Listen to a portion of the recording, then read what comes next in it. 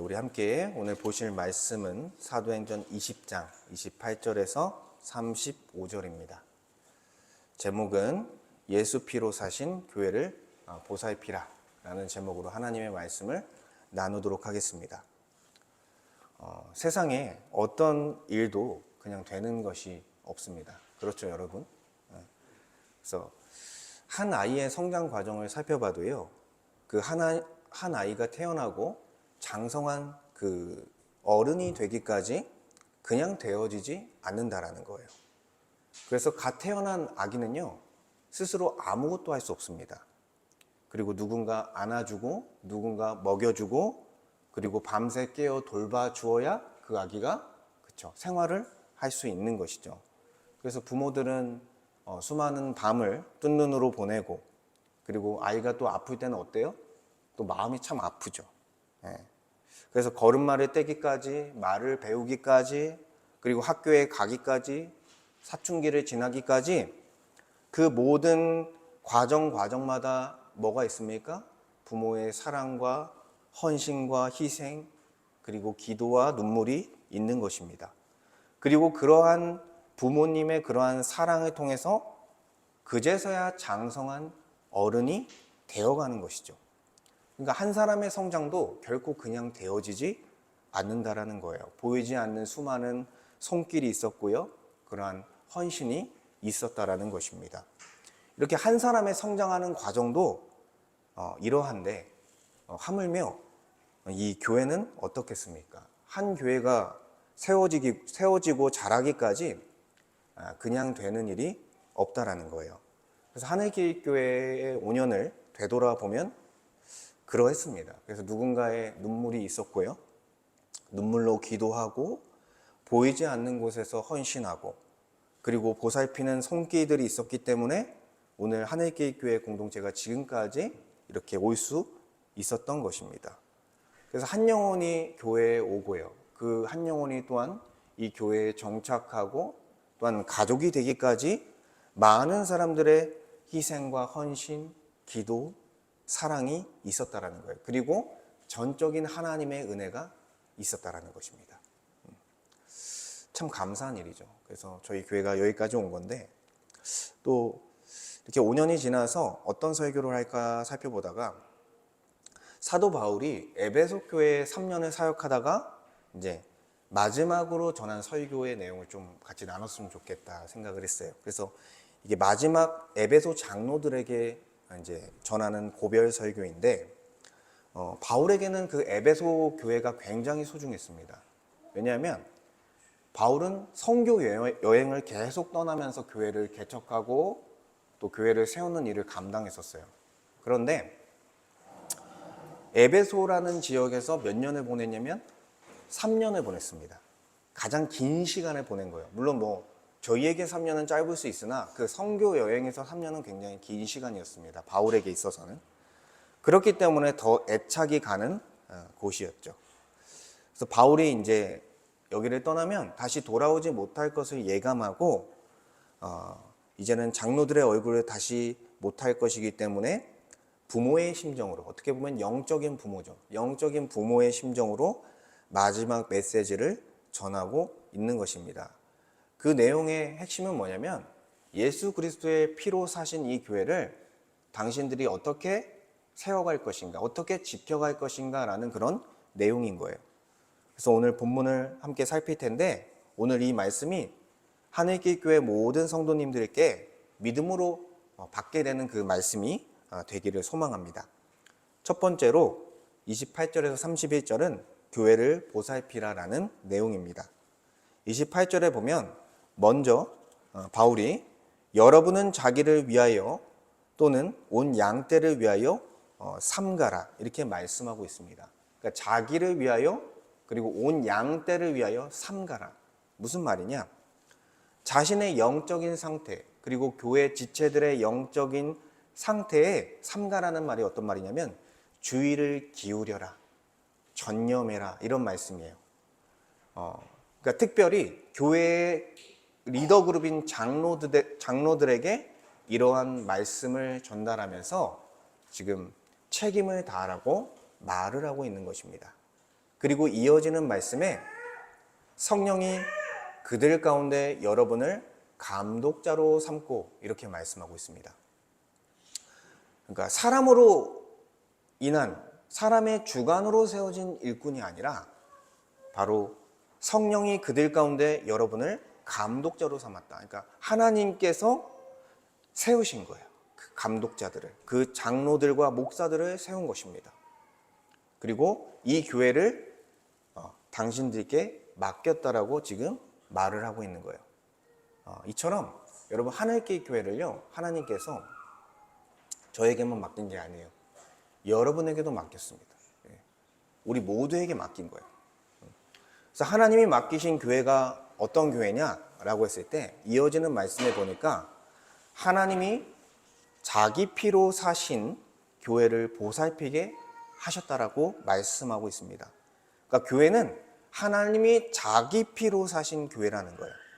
다시 말한다면 하나님께 하나밖에 없는 독생자이신 예수 그리스도께서 그분이 십자가 위에서 죽이심을 당하고 나서 세워진 것이 교회라는 것입니다. 사람이 죄로 말미암아 하나님 앞에 심판을 받고 지옥에 떨어질 수밖에 없었죠. 사망할 수밖에 없었습니다. 그래서 비참한 인생을 살다가, 예수를 모르는 자들은 비참한 인생을 살다가 죽을 수밖에 없는 인생이었는데, 하나님께서 자기 아들을 그 십자가 위에서 내어주시고, 그리고 그 아들이신 예수 그리스도는 자기 자신을 모든 죄인을 위한 화목제물, 제물이 되어 모든 죄값을, 모든 하나님의 진노를 그 위에서 받으심으로써 예수를 믿으면 구원받을 수 있는 길을 여신 것입니다. 근데 그분 한 분의 가치가 얼마나 크냐?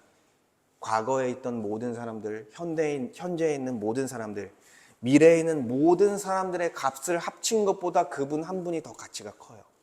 왜냐하면 그분은 인간의 몸을 입고 오셨지만 그분은 신이십니다. 신의 가치가 클까요? 피조물의 가치가 클까요? 신의 가치가 크겠죠. 피조물의 모든 가치의 값을 합한 것보다도 그 한 분이 더 가치 있는 분이세요. 그래서 그분이 모든 인류를 대신할 수 있는 구원자로 오신 것입니다. 그래서 예수 그리스도를 우리의 구주와 주님으로 믿는 자들은 이제 사망에서 생명으로 옮겨지는 은혜의 역사가 일어난 것입니다. 그리고 예수를 믿는 자들이 이제 어떻게 됩니까? 한 몸 한 가족을 이루어 하나님의 다스림 속에 복을 누리며 완성될 그 나라를 기다리는 공동체가 되었으니 그 공동체가 바로 교회인 것이죠. 그래서 이 교회, 하늘길 교회도 바로 예수님의 피값으로 세워졌다라는 것입니다. 하늘길 교회를 개척한 개척자와 성도들이 아니라 예수의 피값으로 세워진 공동체라는 거예요.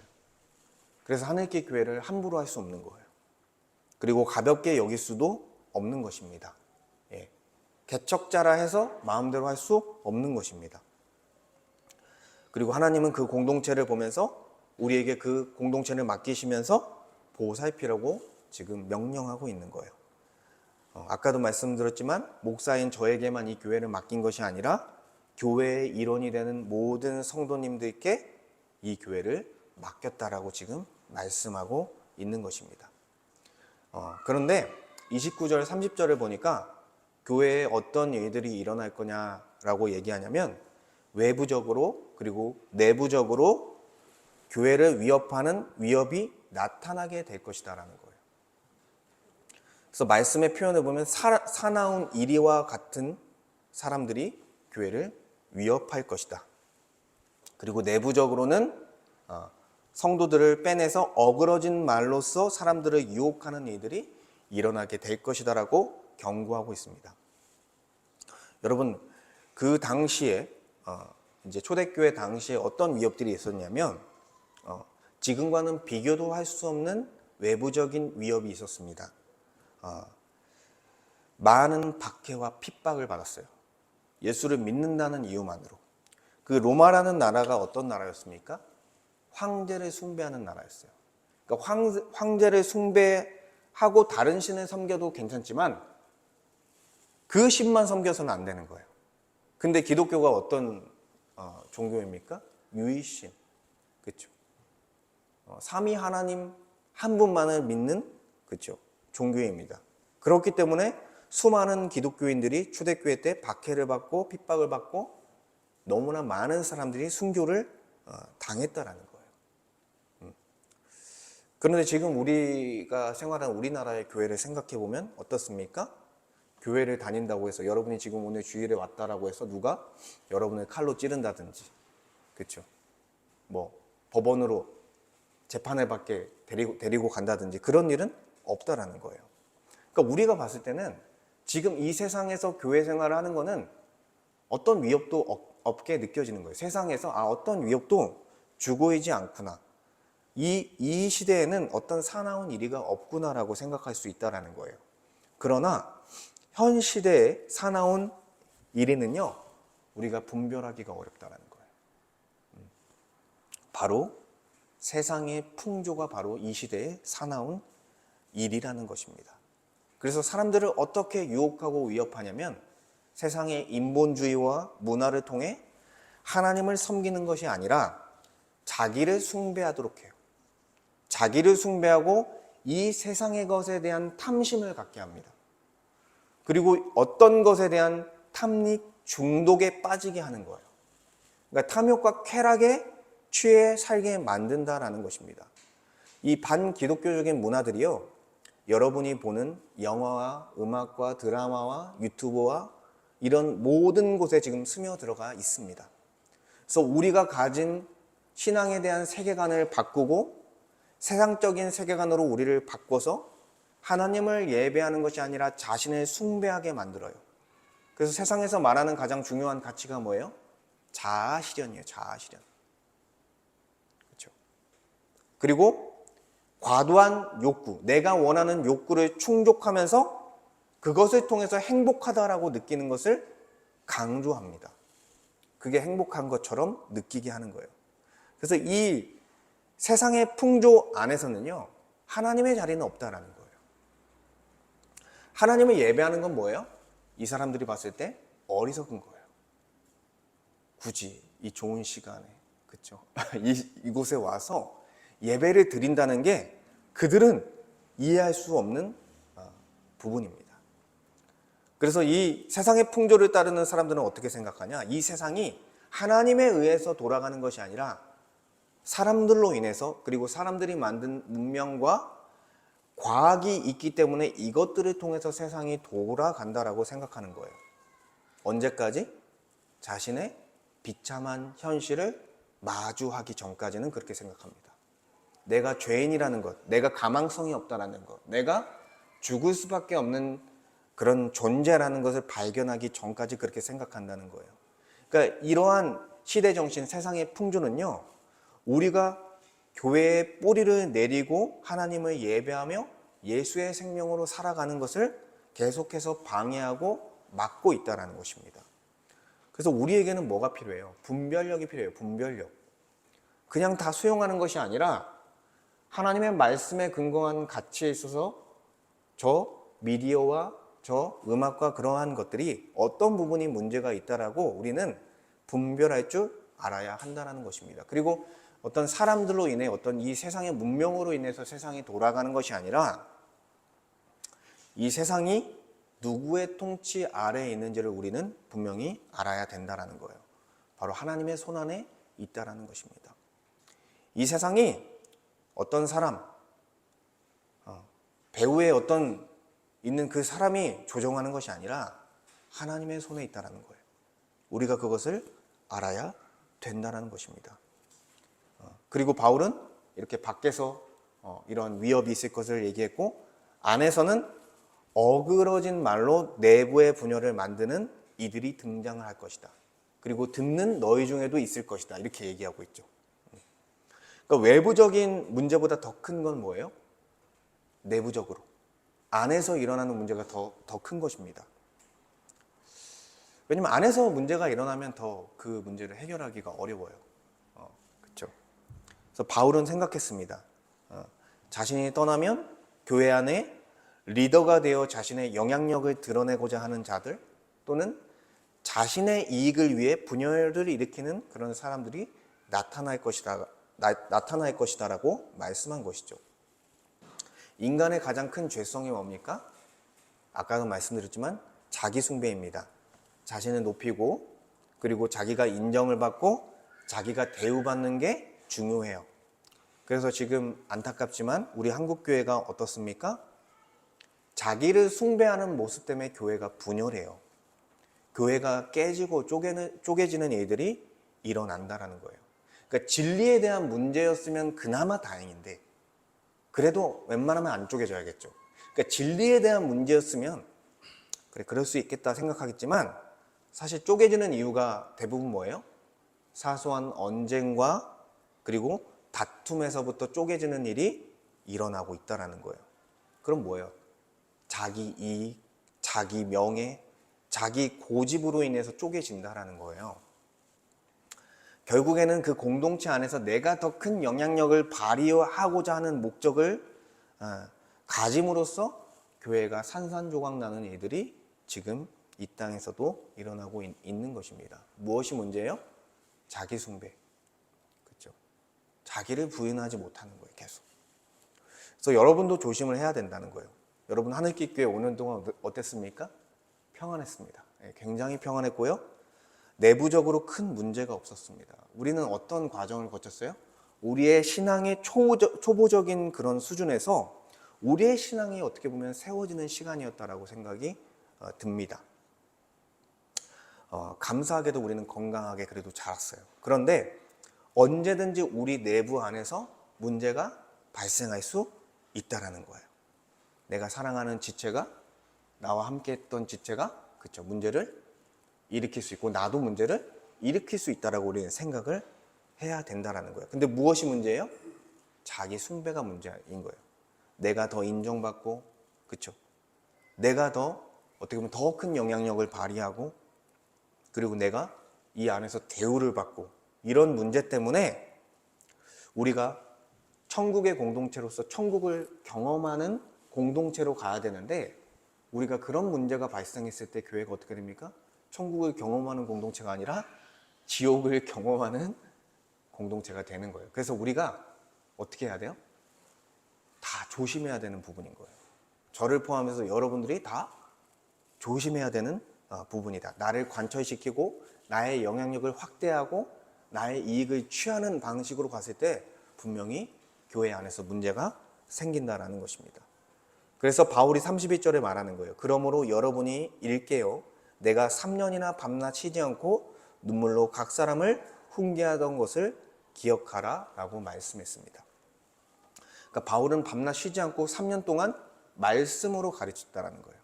어떻게 살아가는 게 그렇죠. 하나님께 영광이 되고 복된 삶으로 나아가는지 참된 교회로 나아갈 수 있는지를 계속해서 성도들을 훈계하며 영적으로 깨웠다라는 것입니다. 그렇기 때문에 굉장히 중요한 거죠. 우리가 깨어 있어야 되는 부분이. 그래서 우리는 먼저요. 우리 자신이 먼저 영적으로 깨어 있어야 돼요. 여러분이 교회를 지키는 가장 첫 번째가 뭐예요? 나의 신앙을 지키는 거예요.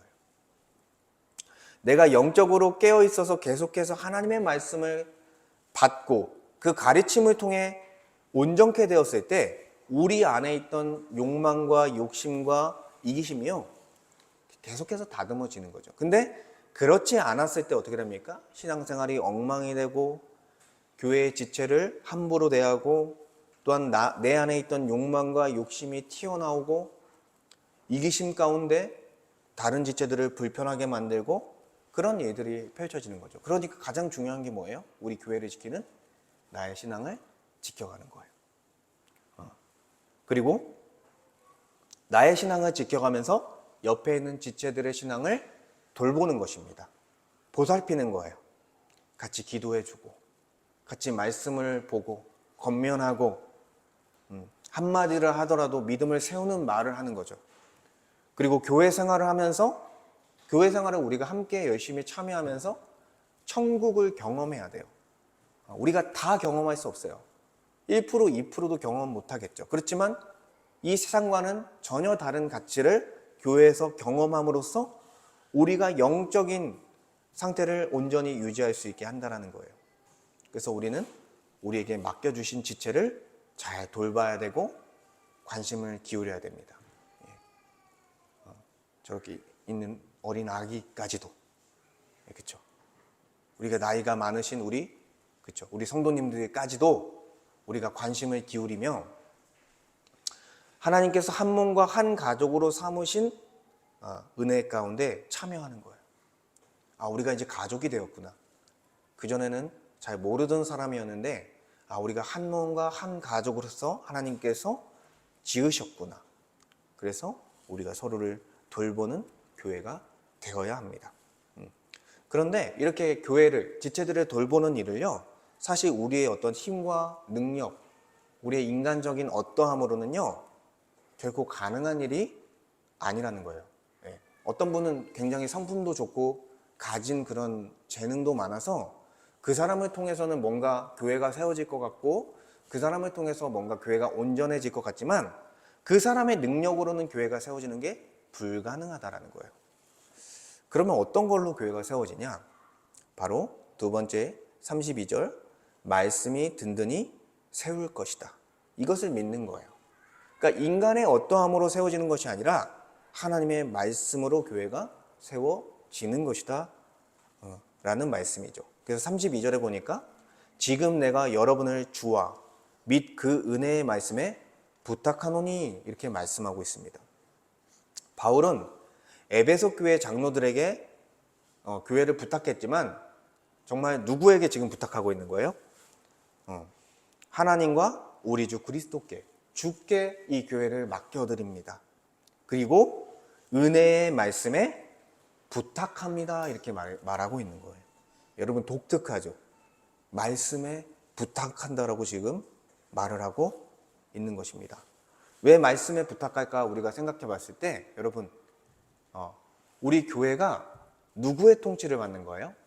머리이신 예수 그리스도의 통치를 받는데 예수께서 통치를 무엇으로 하냐? 바로 하나님의 말씀으로 하시고 말씀과 성령으로 통치하십니다.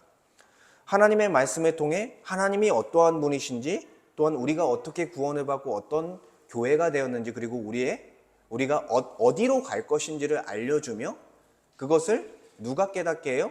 성령께서 깨닫게 하는 거예요. 그리고 우리가 어떻게 하면 교회 생활, 성도로서 잘 살아갈 수 있는지를 누가 알려주십니까? 말씀을 성령께서 가르쳐 주심으로써 우리가 참된 성도의 모습으로서 참된 교회의 모습으로서 나아가게 되는 거예요. 그러니까 말씀에 부탁한다라는 게 그런 의미를 갖고 있는 거예요. 그래서 이렇게 말씀에 부탁한다 이렇게 표현한 것입니다. 그래서 우리가 어차피 해도 안 돼요. 여러분 그걸 알아야 돼요. 저도 제가 혼자 애를 쓴다고 해서 교회가 온전해지고 여러분들이 영적으로 자라나고 그게 아닙니다. 누가 일하셔야 돼요? 하나님께서 일하셔야 돼요. 그래서 우리는 기도하며 하나님께 우리 하늘길 교회를 맡겨드리는 거예요. 하나님, 저희의 힘과 능력으로는 우리 교회가 설 수 없습니다. 하나님과 우리 주 예수 그리스도께서 이 교회를 이끌어 주시고 세워 주시옵소서 이렇게 맡겨드리는 거예요. 이 모습이 우리에게 가장 먼저 필요하다는 것입니다. 그래서 우리의 교회가요, 어떻게 형성되고 또 어떻게 하나님께 영광을 올려드릴지는 우리는 몰라요. 그렇지만 하나님께 맡겨드리고 하나님께서 우리 교회를 세우시고 인도할 것을 어떻게 하는 거예요? 믿는 거예요. 신앙생활은 뭐예요? 믿는 거예요. 그렇죠? 그리고 우리의 인생도 여러분의 인생 어떻게 될지 모르죠. 내일 일을 어떻게 될지 모릅니다. 그리고 우리의 삶이 어떻게 하나님의 영광이 될지 우리는 아직 몰라요. 우리의 인생도 어떻게 해요? 하나님께 맡겨드리는 거예요. 그리고 내 앞에 주어진 일을 최선을 다해 감당하는 거예요. 나의 생각대로 안 될 수도 있어요. 내가 계획했던 대로 안 될 수도 있습니다. 그럼에도 불구하고 하나님께서 나의 인생을 인도하고 있다라고 믿으시기 바랍니다. 그러니까 우리가 어떤 구체적인 모습으로 하나님께 영광을 올려드릴지는 모르나 주님께 맡겨드리며 가는 거예요. 그리고 이어지는 말씀에 그 하나님의 말씀이 여러분을 능히 든든히 세우사 거룩하심을 입은 모든 자 가운데 기업이 있게 하시리라. 이렇게 말씀합니다. 그러니까 결국에는 하나님의 말씀이 성도를 능히 든든하게 세우는 거예요. 다른 것으로는 성도를 결코 세울 수 없다라는 것입니다. 하나님의 말씀으로 세워지는 거예요. 그래서 저희 교회가 굉장히 말씀을 강조하잖아요. 그러니까 하나님의 말씀이 우리를 세운다라는 것입니다. 그리고 예수를 닮아가게 하고 하나님께 영광이 되고 사람들에게는 본이 되는 사람으로서 말씀을 통해 우리를 지으시는 것입니다. 이렇게 하나님의 말씀을 영접하고 그 말씀을 통해 변화를 받아 하나님 앞에 선자가 되었을 때 거룩하게 하심을 입은 모든 자 가운데 또 기업을 받게 돼요. 그 기업이 뭐냐? 바로 하나님 나라를 받게 된다는 것입니다. 그리고 이미 이 예수를 믿게 된 자들은 그 나라의 통치를 받게 되는 거예요. 우리가 이 땅이 완전히 하나님 나라가 아직은 되지 않았지만 하나님께서 말씀과 성령으로 우리를 다스리며 우리는 이 세상에 살지만 지금 하나님의 통치 속에 살아가는 그러한 인생을 사는 거예요. 그래서 여러분들에게 중요한 건 뭐예요? 말씀을 의지하고 붙드는 것입니다. 강단에서 선포되는 이 말씀을요, 여러분 귀를 기울이시고 귀하게 여기시면 좋겠습니다. 제가 생각해도 저는 굉장히 부족한 면이 많습니다. 말씀을 준비할 때도 그렇고 그렇지만 하나님께서 그렇죠. 목자장이신 예수로부터 한 명 한 명의 목자에게 양들을 맡겨주신 거예요. 저는 부족한 목사이지만 하나님께서 저를 통해 말씀을 나누고 그 말씀으로 살아갈 수 있도록 권면하도록 그 사명을 주신 것입니다. 그러니 제가 여기서 설교를 하고 있지만 여러분, 이것은 제가 하는 것이 아니라 하나님께서 하시는 일이라는 거예요. 그렇기 때문에 여러분이 하나님의 말씀을 선포할 때 귀를 기울여야 한다는 것입니다. 그리고 여러분이 할 일이 있어요. 제가 여러분이 개인적인 삶에서 어떻게 해라 저렇게 해라 그렇게 제가 그렇게 지도하지는 않았습니다. 그렇죠. 근데 하나님의 말씀에 어떻게 되어 있어요? 주야로 하나님의 말씀을 묵상해야 된다라고 말씀하고 있습니다. 그러니까 우리가 하나님의 말씀을 언제든지 볼 수 있도록 준비하는 게 중요해요. 여러분이 가지고 있는 성경과 그리고 휴대폰 그리고 뭐 노트북이나 태블릿을 통해서 언제든지 하나님의 말씀을 여러분은 보고자 애쓰셔야 합니다. 그 말씀을 곱씹고 이 말씀이 어떤 의미지? 그리고 이 말씀이 어떻게 나에게 적용되어질까 생각하며 우리 개인적인 신앙의 영역에서 하나님의 말씀으로 세우고 자라가고자 하는 그런 사람이 되어야 한다는 거예요. 이것은 누가 대신할 수 있는 문제가 아닙니다. 그렇죠? 제가 여러분의 삶에 들어가서 대신해 줄 수 있는 그런 부분이 아니에요. 근데 이것도 점차적인 과정을 거칩니다. 한 번에 되는 것이 아니라 여러분의 신앙생활 속에서 하나님의 말씀을 의지하는 삶으로서 점점점 나아가게 되는 것이죠.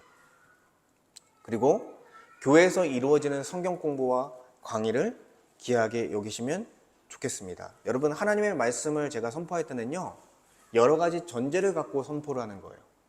여러분이 성경을 어느 정도 이해하고 있고 큰 흐름을 알고 있다는 차원에서 설교를 하는 거예요. 그래서 저희 교회에서는 성경 공부를 따로 하죠. 그렇죠? 적어도 복음의 기초라는 그런 교재를 통해서 공부하는데 왜 공부합니까? 성경을 체계적으로 배우고 하나님의 말씀을 이해하기 위해서 배우는 거죠. 그래서 이렇게 선명하고 풍성한 지식과 지혜를 배워가는 일은요, 여러분 정말 굉장한 일이에요. 지금은 별건 아닌 것처럼 보일 수 있는데요, 여러분이 신앙생활을 하고 어느 정도 시간이 지났을 때 내가 그때 배웠던 성경 공부와 그 강의가 굉장히 나의 신앙을 온전케 하는 역할을 했구나라는 것을 깨닫게 되는 시간이 있다라는 거예요. 그러니까 저도 같이 막 성경 공부하자고 제가 얘기하잖아요. 근데 그냥 얘기하는 것이 아니라 여러분들을 정말 성장시킬 수 있는 그런 부분이기 때문에 제가 여러분을 권면드리는 것입니다. 그래서 이 양육을 받는 것에 여러분이 힘을 쓰셨으면 좋겠고, 이 성경 공부를 하는 것, 강의를 듣는 것이 어떻게 보면 신앙의 초석을 세우고 여러분을 온전히 만드는 것이라는 것을 아셨으면 좋겠습니다. 그리고 우리가 말씀을 이렇게 보고요. 그리고 기도해야 합니다, 여러분. 기도라는 게 뭐예요? 하나님께 우리의 모든 것을 맡겨드리는 거예요. 여러분, 맡겨드리고 있습니까? 의탁드리고 있습니까?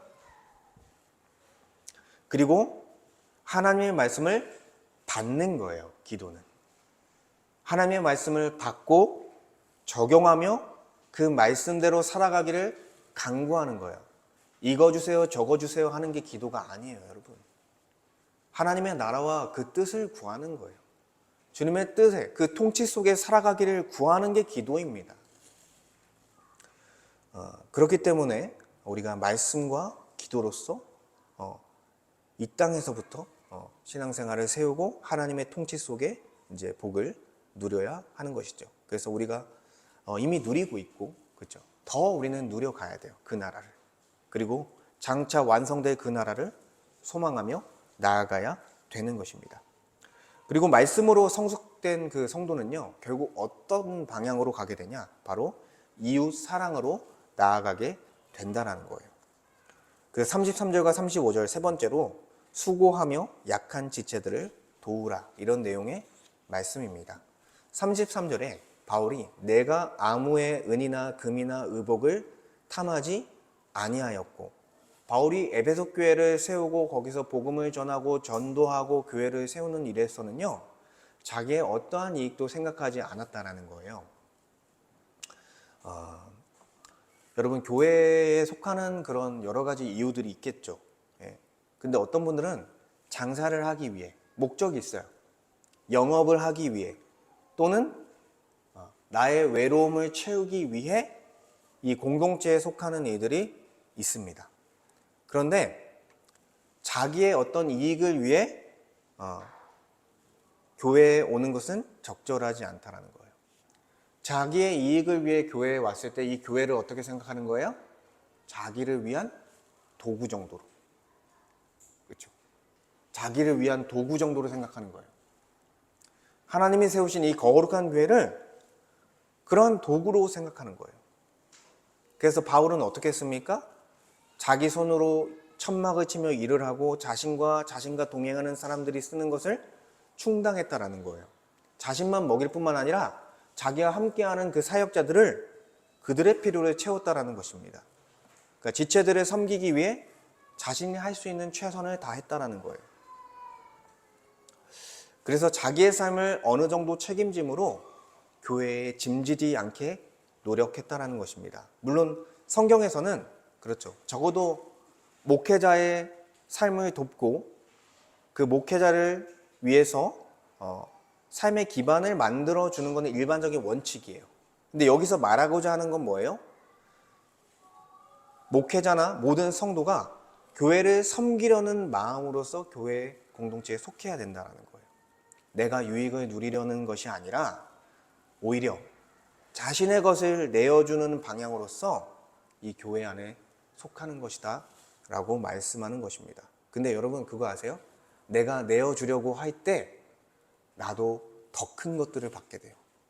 다른 사람들의 섬김을 받고요, 다른 사람들의 희생을 통해 유익을 누리는 역사가 교회 안에서 일어나는 거예요. 내가 내어준다고 해서 손해보는 게 결코 아니라는 거예요. 그래서 교회 생활을 하면서 우리는 누리고 있다는 거죠. 그리고 35절에 보니까 범사의 여러분에게 모본을 보여준 바와 같이 수고하여 약한 사람들을 돕고 또 주 예수께 친히 말씀하신 바 주는 것이 받는 것보다 복이 있다 하심을 기억하여야 할지니라, 이렇게 말씀하고 있습니다. 바울이 보여줬어요. 자기의 삶을 통해서 본으로서 보여줬습니다. 수고하고 약한 사람들을 도와줬습니다. 어떤 사람들? 영적으로 약한 사람들. 그렇죠? 장성한 어른이라 할지라도 아직 신앙생활을 처음 시작한 사람도 있죠. 그 사람은 영적으로는 아직 아기예요. 도움이 필요해요. 기도하는 방법, 말씀을 보는 법, 그리고 신앙생활이 어떤 것인지, 교회 생활이 어떤 것인지, 그런 것들을 알려줄 멘토가 필요한 거예요. 그리고 멘탈적으로 약한 사람들도 있죠. 정신적으로 도움이 필요한 사람들. 함께 교제하고 사랑해주고, 그렇죠? 그렇게 하는 것입니다. 그리고 육신적으로 약한 사람들도 도와주어야겠죠. 그래서 하나님, 바울이 예수께서 말씀하셨다라는 거예요. 주는 것이 받는 것보다 복이 있다. 그렇죠? 여러분 쉽지 않은데 사실이라는 거예요. 그래서 잘 섬기시는 분들은 이 행복을 많이 느끼실 거예요. 그렇죠? 예. 이렇게 주는 게 정말 행복한 일이구나. 예. 그래서 여러분, 우리 하나님의 교회도요, 정말 많은 걸 받았습니다, 여러분. 많은 성도님들로부터, 많은 교회들로부터 이미 너무 많은 것들을 사실 저희는 받았어요. 어떤 대가를 생각하며 도운 것이 아니에요. 지금도 저희를 돕고 있는데, 어떤 대가를 바라고 하나님의 교회를 도운 것이 아니라 하나님께서 하나님의 교회를 세우셨다는 것을 믿고 이 교회가 하나님께 영광이 되었으면 좋겠다라는 그 생각으로, 하나님이 기뻐하시는 공동체가 되었으면 좋겠다라는 그 마음으로서 이 교회를 도운 것입니다. 그래서 이 교회를 시작할 때 어떤 분들은 자기 기술로, 그렇죠? 저희 교회는 다 셀프로 했죠. 다 자기의 기술로 돕고 힘으로 돕고 할 수 있는 대로 도운 거예요. 그렇죠? 그리고 어떤 분들은 물질로 돕고, 그렇죠? 어떤 분들은 응원하고, 그런 많은 분들의 도움을 통해서 이 하나님의 교회가 세워졌고 5년 동안 왔다라는 것입니다. 우리는 이미, 그렇죠? 이러한 도움을 받은 자들이에요. 그리고 하나님은 우리가 그런 복을 받았으니 이제는 약한 자들을 돕는 그런 삶을 살라는 거예요. 그게 바로 천국의 삶이에요. 바로 다른 사람을 돕는 거예요. 다른 사람을 사랑하는 거예요. 나를 내어주는 거예요. 그게 바로 천국의 삶을 영위하는 모습인 것입니다. 여러분, 세상에서 어떻게 얘기합니까? 너만 잘 먹고 너만 잘 살면 되지. 다른 사람에게는 신경 끄라는 거예요. 너만 잘 살고 잘 먹으면 되지. 뭘 다른 사람에게까지 신경 쓰냐는 거예요. 근데 성경에서는 뭐예요? 이 세상과 반대로 역행하는 삶을 살라고 말씀하고 있는 것입니다. 하나님이 보내주신 사람, 하나님이 만나게 한 사람을 섬기고 그들을 위해서 기도하고 그들이 하나님을 만날 수 있게 도우며 그런 일들을 감당하라는 거예요. 작은 예수가 되어서 감당하라는 것입니다. 그래서 우리 또한 대가를 바라지 않고 기쁨으로 섬길 수 있었으면 좋겠습니다. 대가를 바라지 않고 다른 일을 섬길 수 있었으면 좋겠습니다. 여러분, 하나님께서 하나님의 교회를 우리에게 맡기셨습니다. 그리고 교회를 잘 세워가라고 지금 부탁하시고 있는 것입니다. 우리는 먼저 우리 자신의 신앙을 잘 돌보면 좋겠습니다. 네, 여러분들의 신앙을 잘 돌보고 그리고 여러분 옆에 있는 지체들을 그들의 신앙도 잘 관심을 가지고 돌봐주시면 좋겠습니다. 저도 돌봐주시면 좋겠습니다.